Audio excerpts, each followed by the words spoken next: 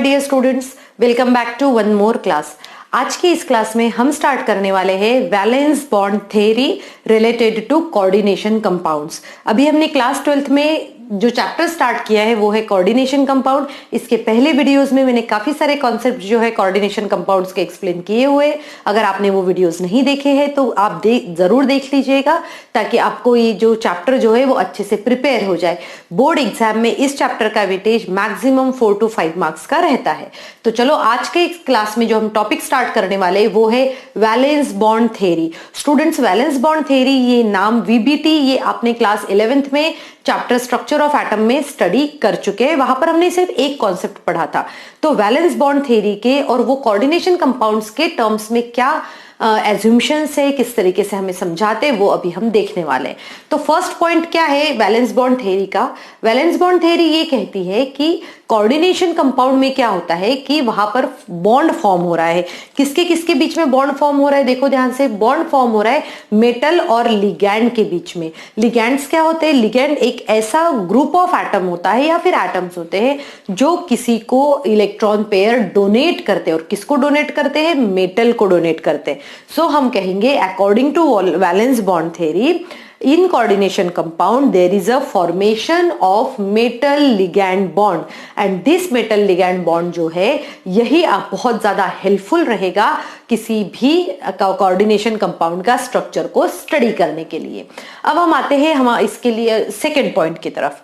So second point क्या कहता है valence bond theory? Valence bond theory ये कहता है कि अगर कोई मेटल एटम है जिसके पास में कोई लिगैंड आ रहा है, वो रेडी है अपनी इलेक्ट्रॉन पेयर देने के लिए, तो क्या करता है सेंट्रल मेटल एटम? क्या करता है सेंट्रल मेटल एटम जो है मेक्स अवेलेबल, वो क्या करता है आने वाले इलेक्ट्रॉन पेयर को एम्प्टी स्पेस अवेलेबल करवा देता है। डी ऑर्बिटल्स में एम्प्टी स्पेस अवेलेबल करवा देगा ताकि वो क्या बना सके? कोऑर्डिनेट बॉन्ड बना सके। कोऑर्डिनेट बॉन्ड तो हमें पहले ही पता है कि क्या करता है, अगर किसी के पास में कोई शेयरिंग म्यूचुअल शेयरिंग के लिए नहीं हो तो shared by one but contributed by one but shared by two, ये होता है कोवैलेंट बॉन्ड। तो ट्रांजिशन एलिमेंट्स क्या करते हैं या फिर सेंट्रल मेटल क्या करता है? अगर उसको पता चला कि कोई लिगैंड आ रहा है तो उस लिगैंड के लिए अवेलेबल एम्प्टी ऑर्बिटल्स, तो वो एम्प्टी ऑर्बिटल्स को अवेलेबल करवाता है। कैसे करवाता है ये हम थ्रू एग्जांपल्स जो है अभी मैं आपको समझाती हूँ।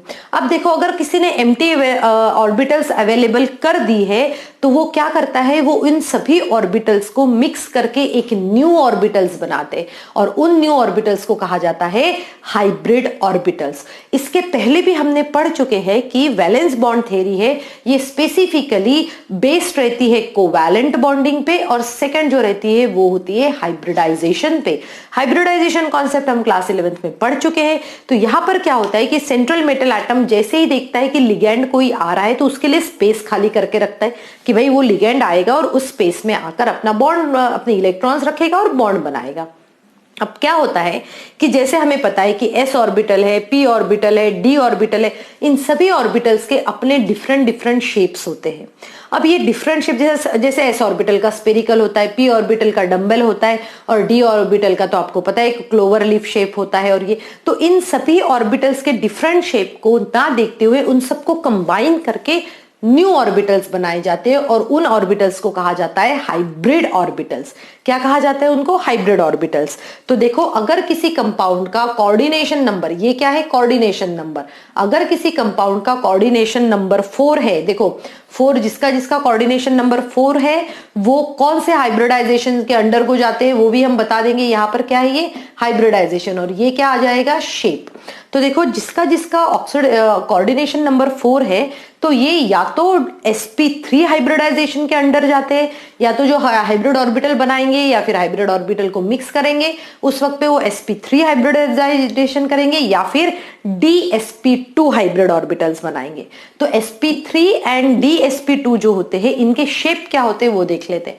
जैसे देखो, अगर sp3 हाइब्रिडाइजेशन हुआ तो उसका शेप क्या हो जाएगा? टेट्राहाइड्रल हो जाएगा। ठीक है, टेट्राहाइड्रल शेप कैसे होती है हम पहले भी स्टडी कर चुके हैं। तो आपको ये याद रखना है कि if the coordination number is 4 hybridisation would be sp3 और उसका शेप रहेगा टेट्राहेड्रल। अब हम देखते हैं कि अगर कोऑर्डिनेशन नंबर किसी का 4 है तो वहां पॉसिबिलिटी है कि DsP2 हाइब्रिडाइजेशन हो। कौन सा? DsP2। ये हमने क्लास 11th में नहीं पढ़ा हुआ है, DsP2 हमने नहीं पढ़ा, सिर्फ हम कोऑर्डिनेशन में पढ़ते हैं। तो DsP2 हाइब्रिडाइजेशन हो सकता है और उसका शेप होगा फिर स्क्वायर प्लेनर। अब आते हैं हमारे नेक्स्ट के तरफ। अगर किसी का कोऑर्डिनेशन नंबर 5 है, अगर किसी का कोऑर्डिनेशन नंबर 5 है तो वो जाएगा sp3d हाइब्रिडाइजेशन के तरफ। किसके तरफ जाएगा? sp3d hybridisation. और उस पर्टिकुलर कोऑर्डिनेशन कॉम्प्लेक्स का शेप होगा ट्राइगोनल बाय पिरामिडल। ओके, अब हम आते हैं हमारे नेक्स्ट टॉपिक के तरफ, और ये क्या है? कोऑर्डिनेशन नंबर अगर 6 होता है, कोऑर्डिनेशन नंबर कितना है? 6। अगर कोऑर्डिनेशन नंबर 6 है तो उसमें हाइब्रिडाइजेशन है वो कौन सा होगा? sp3d2। कौन सा होगा हाइब्रिडाइजेशन? sp3d2 या फिर d2sp3 होगा। देखो दोनों में फर्क है, क्या फर्क है वो अभी हम थ्रू एग्जाम्पल स्टडी करेंगे। तो ये हो जाएगा sp3d2 और d2sp3, और इन दोनों का शेप जो रहेगा वो होगा ओक्टाहेड्रल। सो दोनों सिचुएशन में अगर किसी का भी कोऑर्डिनेशन नंबर 6 है, किसी भी कोऑर्डिनेशन कॉम्प्लेक्स का कोऑर्डिनेशन नंबर 6 है, तो डेफिनेटली उनका शेप क्या होगा? ऑक्टाहेड्रल शेप होगा। सिर्फ हमें ये देखना पड़ेगा कि उनका हाइब्रिडाइजेशन कौन सा है। सो स्टूडेंट, और आपको ये भी देखना है, अगर आपको मैग्नेटिक कैरेक्टर इसका एक्सप्लेन करना है तो VBT ये कहता है कि अगर मैग्नेटिक कैरेक्टर आप एक्सप्लेन कर रहे हो तो मैग्नेटिक कैरेक्टर के लिए आपको नंबर ऑफ अनपेयर्ड इलेक्ट्रॉन पता होना चाहिए, या फिर अगर अनपेयर्ड इलेक्ट्रॉन्स है तो उसे कहा जाता है पैरामैग्नेटिक। क्या कहते हैं हम? पैरामैग्नेटिक कहते हैं। हम जब इलेक्ट्रॉन्स को फिल करेंगे तब हम देखेंगे कि क्या कितने नंबर ऑफ अनपेयर्ड इलेक्ट्रॉन है, 2 है, 3 है या 4 है। उसके बेसिस पे हम बता सकते हैं कि वो वीकली पैरामैग्नेटिक है, स्ट्रांगली पैरामैग्नेटिक है या फिर नहीं। बट अगर कोई भी अनपेयर्ड इलेक्ट्रॉन नहीं है, यहां पर मैं इसे लिख लेती हूँ अदरवाइज वो कंफ्यूजन होगा। हमने कहा अगर अनपेयर्ड इलेक्ट्रॉन प्रेजेंट है तो पैरामैग्नेटिक कहा जाएगा। और अगर स्टूडेंट यहाँ पर हमारे पास में 2 एग्जाम्पल्स है। चलो इस एग्जाम्पल्स का अगर आपने प्रीवियस वीडियो देख चुके हैं तो आपको इसका नेम जो है वो इजीली लिखते आ जाएगा। तो फर्स्ट कंपाउंड का नेम क्या होना चाहिए? चलो अभी हम इसको समझ लेते हैं और फिर इसको लिखना स्टार्ट करते हैं। तो फर्स्ट एग्जाम्पल जो हमने लिखा उसको कैसे लिखते हैं हम? यहाँ 6 है, कोऑर्डिनेशन नंबर, तो हम इसका नाम लिखेंगे हेक्सा। हेक्सा, और ये क्या है? अमाइन है, तो हेक्सा अमाइन, हेक्सा अमाइन। और ये क्या है? क्रोमियम, तो सीधे सीधे लिखेंगे हेक्सा अमाइन क्रोमियम। और मुझे इसको पता चल जाएगा देख के कि इसकी ऑक्सीडेशन स्टेट जो है ये +3 है, और ये क्या है? आयन है। चलो अभी हम इसका देखते हैं कि इनके किस तरीके से हम VBT को अप्लाई कर सकते हैं। तो यहाँ पर देखो स्टूडेंट, यहाँ पर सेंट्रल मेटल कौन सा है? यहाँ पर सेंट्रल मेटल जो है वो है क्रोमियम। तो यहाँ पर सबसे पहले लिख लो क्रोमियम। इसका एटॉमिक नंबर कितना होता है पता होना चाहिए आपको। एटॉमिक नंबर कितना है? 24। तो ग्राउंड स्टेट में इसका इलेक्ट्रॉनिक कॉन्फ़िगरेशन क्या होता है वो अभी हम देख लेते हैं। और स्पेसिफिकली स्टूडेंट्स यहाँ पर आप किस किस का कॉन्फ़िगरेशन लिखो? 3D का लिखना है, और 4s का लिख सकते हैं हम, और 4p का भी लिख सकते हैं। तो 3D का कॉन्फ़िगरेशन जब आप लिखते हो, अगर आपको देखना है तो आप रफ में यहाँ पर लिखकर देख सकते हो कि किस तरीके से आता है। 1s2, 2s2, 2p6, फिर 3s2, 3p6, और ये आ जाएगा 4s2। देखो यहाँ पर 20 हो गए, और ये 3d4, बट ये क्रोमियम है इसीलिए ये होगा 4s1, और ये आ जाएगा 3d5। सो मैं यहाँ पर इसके प्रॉपरली कॉन्फ़िगरेशन लिख लेती हूँ ताकि हमें अच्छे से समझ में आए। ओके, सो देखो यहाँ पर जब आप लिख रहे हो तो आपको ये समझ में आ जाएगा कि ग्राउंड स्टेट में इसका कितना है? 1 2 3 4, और एक और ड्रॉ करना है। यहाँ पर यहाँ स्पेस कम होने की वजह से मैं z = 24 यहाँ लिखती हूँ, और एक यहाँ पर बढ़ा दिया हमने। ठीक है, चलो देखो अभी ये क्या हुआ? 5 हुआ, यहाँ 1, और ये एम्प्टी है। ये तो क्या हुआ? Ground state. अब ऑक्सीडेशन स्टेट क्या है क्रोमियम की? क्रोमियम की ऑक्सीडेशन स्टेट जो है ये +3 है। कैसे पता चले हमें? यहाँ पर हमने ऑक्सीडेशन स्टेट कैलकुलेट कर ली है। तो +3 ऑक्सीडेशन स्टेट है। देखो यहाँ पर इस तरीके से लिखो इसको। अगर +3 ऑक्सीडेशन स्टेट है तो किस तरीके से electron +3 it means given, electrons are given. तो यहाँ से कहाँ से इलेक्ट्रॉन जाएंगे? पहला इलेक्ट्रॉन तो यहाँ से चला जाएगा, ठीक है, दूसरा इलेक्ट्रॉन यहाँ से जाएगा, तीसरा इलेक्ट्रॉन यहाँ से जाएगा, और यहाँ पर इस तरीके से रिमेनिंग इलेक्ट्रॉन्स रहेंगे। अब देखो यहाँ पर कौन कौन से हमारे पास में वैकेंट प्लेसेस कौन से? ये 3D है, ये 4s है, और ये 4p है। तो ये 2D एक S और 3 P मिलाकर ये जाते हैं D2sp3 हाइब्रिडाइजेशन। ठीक है, कौन सा हाइब्रिडाइजेशन आया ये? D2sp3 hybridisation. चलो अब इनके कुछ कैरेक्टरिस्टिक पॉइंट्स लिख लेते हैं। कौन कौन से होते हैं? सबसे पहले तो हम लिखेंगे हाइब्रिडाइजेशन। एग्जाम में भी ऐसा ही आता है, आपको एग्जाम में भी एक एग्जाम्पल दिया जाएगा कोऑर्डिनेशन कंपाउंड का और आपसे पूछा जाएगा write down all the points which I am writing right now. So hybridisation हो गया। हम यहाँ पर लिखेंगे मैग्नेटिक नेचर भी लिख लेंगे हम इसको, और नेक्स्ट जो लिखेंगे इसका शेप भी लिख लेंगे कि शेप क्या होता है, और फोर्थ पॉइंट जो लिखेंगे वो लिखेंगे नेचर ऑफ द कॉम्प्लेक्स। मैं आपको समझाती हूं कि ये नेचर ऑफ द कॉम्प्लेक्स क्या होता है। तो चलो सबसे पहले हम हाइब्रिडाइजेशन लिख लेते हैं। हाइब्रिडाइजेशन अभी हमने देखा कि ये कौन सा है? D2sp3। इट मीन्स हमारे पास 6 NH3 मॉलिक्यूल है, तो यहां पर ये NH3, यहां पर ये NH3 मॉलिक्यूल जो है अपने 2 इलेक्ट्रॉन्स देकर ऑक्युपाई कर लेंगे। देखो इस तरीके से 6 NH3 मॉलिक्यूल यहां पर ऑक्युपाई हो जाएंगे अपने एक इलेक्ट्रॉन्स को देके, और इस तरीके से वहां पर बनेगा मेटल लिगैंड बॉन्ड, जो होता है वैलेंस बॉन्ड थ्योरी का वन एज्यूम्शन। तो हाइब्रिडाइजेशन हमने लिख लिया, D2sp3 होता है। मैग्नेटिक नेचर, अब आपको देखना है कि यहाँ पर जो इलेक्ट्रॉन्स बचे हुए हैं वो पेयर्ड है या फिर नहीं है। तो हम देख सकते हैं कि ये पेयर्ड तो बिल्कुल नहीं है, अनपेयर्ड इलेक्ट्रॉन है, इसीलिए हम इसका नेचर कहेंगे पैरामैग्नेटिक। ये कैसा नेचर होता है इसका? पैरामैग्नेटिक होता है। अब देखते हैं शेप, देख लेते हैं हम। शेप पे क्या है? D2sp3 अगर हाइब्रिडाइजेशन है तो उसका शेप होता है ऑक्टाहेड्रल। ये आपको याद रखना पड़ेगा। अभी 2 मिनट्स पहले हमने जो थ्योरी देखी उस थ्योरी में हमने देखा हुआ है। अब नेचर ऑफ कॉम्प्लेक्स, अब ध्यान से देखो, अगर D जो है, अब हमने यहाँ 3D इन्वॉल्व किया, जबकि लास्ट शेल कौन सा है? 4th लास्ट शेल है। इट मीन्स हमने इनर D ऑर्बिटल यूज किया, मैंने 4D ऑर्बिटल यूज नहीं किया है। अगर हम 4D ऑर्बिटल यूज करते हैं तो मैं बताऊंगी कि क्या होता है, बट यहां पर हमने 4D ना करते हुए हमने 3D किया है, इसीलिए नेचर ऑफ द कॉम्प्लेक्स रहेगा इनर ऑर्बिटल कॉम्प्लेक्स। इसके क्या कहा जाता है? Inner orbital complex. ठीक है, क्या कहते हैं हम इसको? इनर ऑर्बिटल कॉम्प्लेक्स कहते हैं। क्यों? क्योंकि हमने अंदर वाला जो D है, जो लास्ट शेल के बिफोर वाला D है, उसमें से हमने उसको हाइब्रिडाइजेशन में इन्वॉल्व किया। सो जब भी आपको ऐसा कोई एग्जाम्पल मिलेगा उस वक्त पे आपको एग्जाम में ये सभी नेचर जो है वो पूछा जाएगा। अब आते हैं हमारे एक और एग्जाम्पल की तरफ। अब देखो इस एग्जाम्पल में, चलो इसका नेम लिख लेते हैं पहले। ये क्या है?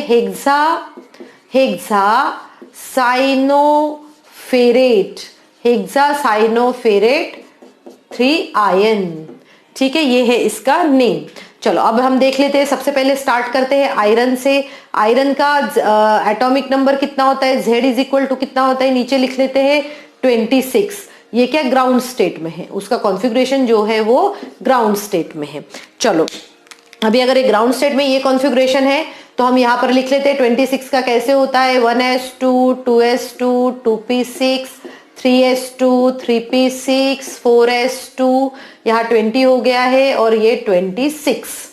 ठीक है, तो आप लिख लो यहाँ पर D के 5 ब्लॉक्स बनेंगे। एग्जाम में ये बनाने पड़ते हैं, डिस्क्रिप्टिव में आता है ये क्वेश्चन, और आपको 2 या 3 मार्क के लिए आएगा क्योंकि आपको ये ड्रॉ भी करके दिखाना पड़ता है। ठीक है, सो आप इसमें इलेक्ट्रॉन्स फिल कर लो। कितने हैं? 4s में 2 इलेक्ट्रॉन्स है, यहाँ पर 3D में कितने हैं? 6। सो 1 2 3 4 5 और ये आ जाएगा 6। ठीक है, इस तरीके से 6 इलेक्ट्रॉन्स हो चुके हैं। अब देखो यहाँ पर आयरन की जो है, आयरन की ऑक्सीडेशन स्टेट क्या है वो आपको देखना है। ठीक है, आयरन की ऑक्सीडेशन स्टेट आपको देखना है। आयरन की ऑक्सीडेशन स्टेट यहाँ पर 3 है, तो हम ये कहेंगे Fe3 पॉजिटिव आयन का कॉन्फ़िगरेशन क्या होगा।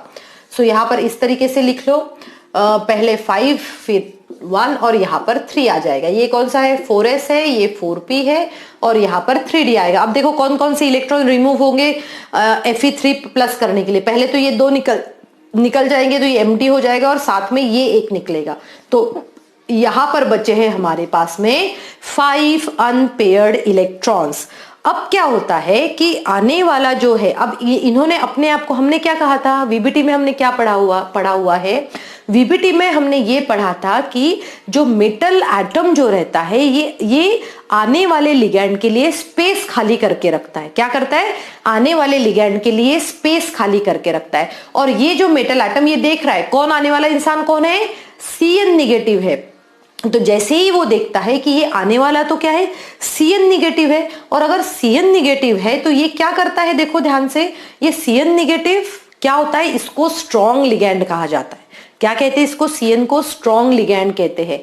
अब देखो student, strong ligand, strong field ligand कह सकते हैं, वीक फील्ड भी लिगैंड कह सकते हैं। और आपको अगर बहुत ही सरप्राइज होंगे कि इन्होंने ऑल्दो ये कॉन्सेप्ट यूज करा, बट वीबीटी का ये बहुत बड़ा लिमिटेशन है कि उन्होंने एक्सप्लेन नहीं किया है कि what is strong field ligands and what is weak field ligand, और स्ट्रॉन्ग फील्ड और वीक फील्ड लिगैंड क्या होते हैं, कैसे बनते हैं, ये हम क्रिस्टल फील्ड थ्योरी से समझते हैं, जो कि मेरी नेक्स्ट क्लास में मैं आपको एक्सप्लेन करने वाली हूं। अभी तो आपको ये याद रखना है कि Cn नेगेटिव क्या है? स्ट्रॉन्ग फील्ड लिगैंड है। तो जैसे ही आयरन देखता है कि ये स्ट्रॉन्ग फील्ड लिगैंड है, तो ये क्या करता है? पेयरिंग कर लेता है।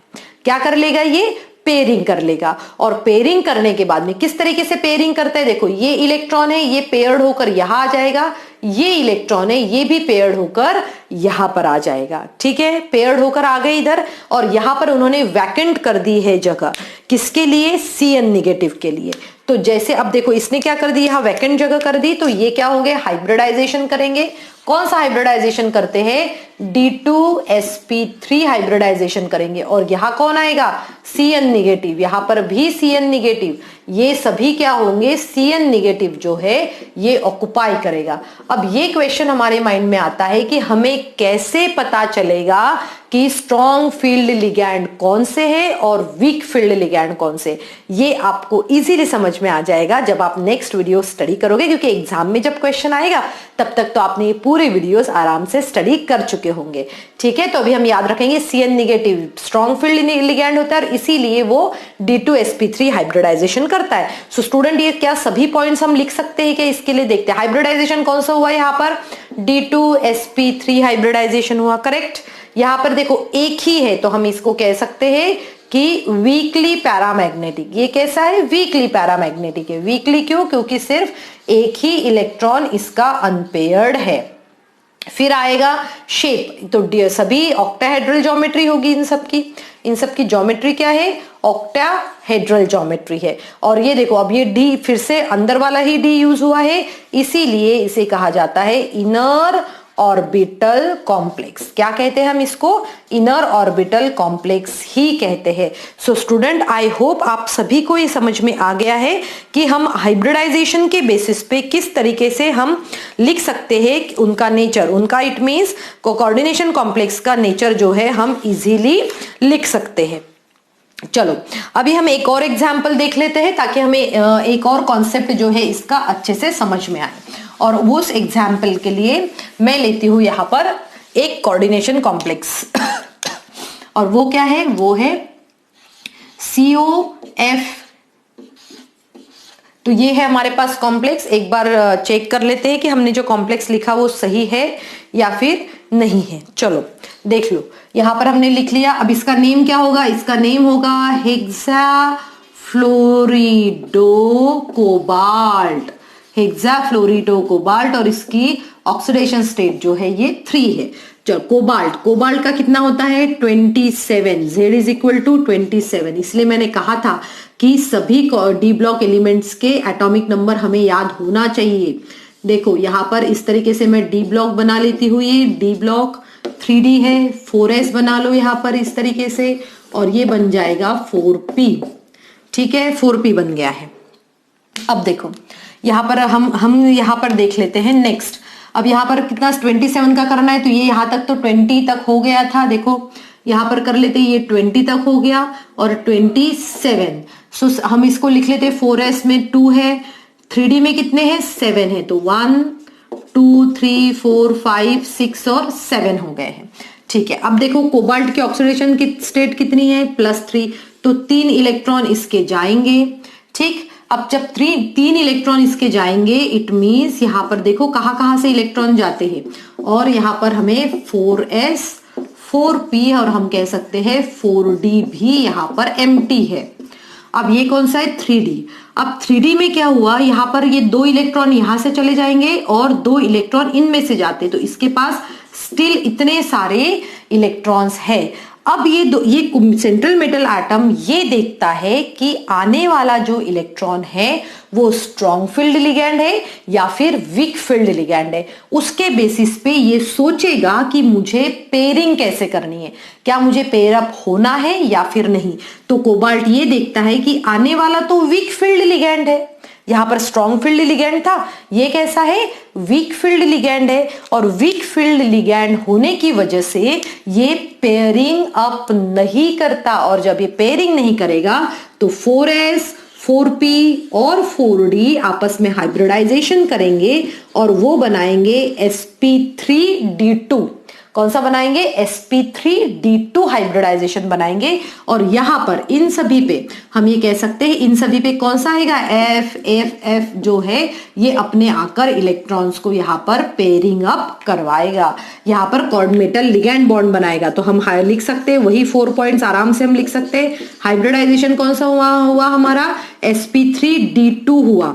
और अगर हम नेचर देखें, इसका मैग्नेटिक नेचर देखें तो हम क्या कहेंगे, मैग्नेटिक नेचर कैसा है, ये मैग्नेटिक नेचर में हमें देखना है कि कितने इलेक्ट्रॉन्स पेयर्ड है और अनपेयर्ड है। तो यहाँ पर 5 अनपेयर्ड इलेक्ट्रॉन्स है, इसीलिए हम इसको कहेंगे स्ट्रॉन्गली पैरामैग्नेटिक। ये क्या हुआ, स्ट्रॉन्गली पैरामैग्नेटिक हुआ, क्योंकि काफी सारे इलेक्ट्रॉन्स क्या है, अनपेयर्ड है। फिर हम देखते हैं इसका नेचर कैसे होता है, और इसका शेप कौन सा होगा, sp3d2 है तो शेप जो है ये ऑक्टाहेड्रल होता है। और अब हम देखते हैं नेचर ऑफ द कॉम्प्लेक्स।